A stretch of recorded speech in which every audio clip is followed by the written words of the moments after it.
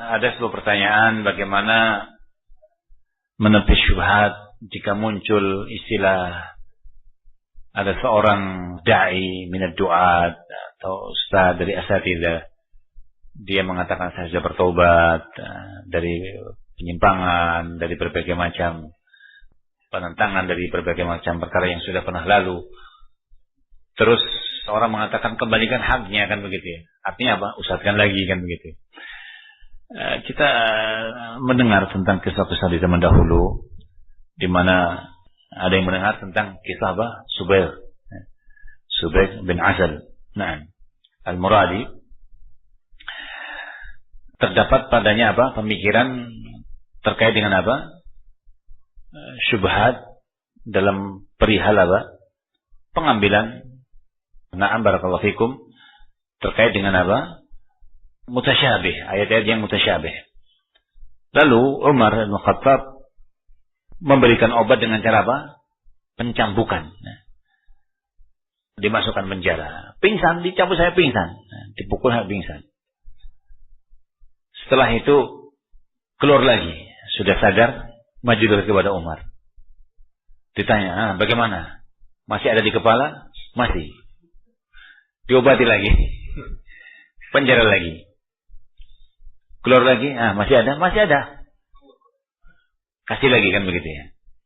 Sampai betul-betul sudah hilang. Sudah lenyap. Kemudian beliau perintahkan untuk apa? Pindah. Untuk berkunjung ke negeri yang ada padanya ulama. Belajar dulu. Belajar dulu. Kata Subair, bahwa pengobatan Umar atas syubhat yang pernah bercokol itu memberi manfaat kepadaku hingga aku tidak keluar, yaitu menentang bersama orang-orang Khawarij. Lihat bagaimana para ulama dalam hal menyembuhkan tentang syubhat yang pernah bercokol pada seseorang. Fabarakallahu fikum, kalau ada istilah, ada seorang ustaz, kemudian terjadi penyimpangan-penyimpangan, lalu orang mengatakan, kembalikan haknya, ustazkan dia. Barakallahu fikum, perhatikan ya akhi. Seandainya mungkin dia menjadi seorang yang thalabul ilmi terlebih dahulu, nampak tentang statementnya, nampak tentang pendapatnya, nampak mauqifnya, barakallahu fikum, satu saat kalau Allah mengizinkan, Allah menghendaki, akan apa? Akan diustazkan lagi. Jangan terburu-buru, barakallahu fikum. Dan pada hakikatnya siapa yang memaksa kita untuk diustazkan, kan begitu ya? Barakallahu fikum. Ada memang orang-orang apa di sini ya, demam juga ya.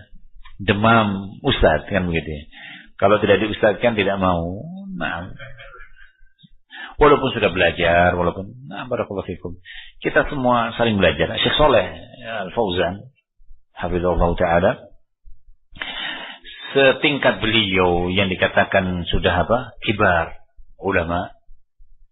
Bahkan beberapa fatwa itu kadang merujuk kepada beliau. Ada yang pernah bertanya, bagaimana kita itu bisa menjadi seorang penuntut ilmu dan kapasitasnya menyerupai Syekh bin Baz.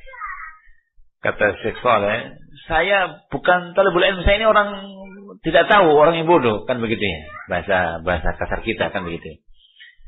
Untuk sampai kepada Syekh bin Baz butuh apa? Langkah yang panjang. Saya seperti kalian.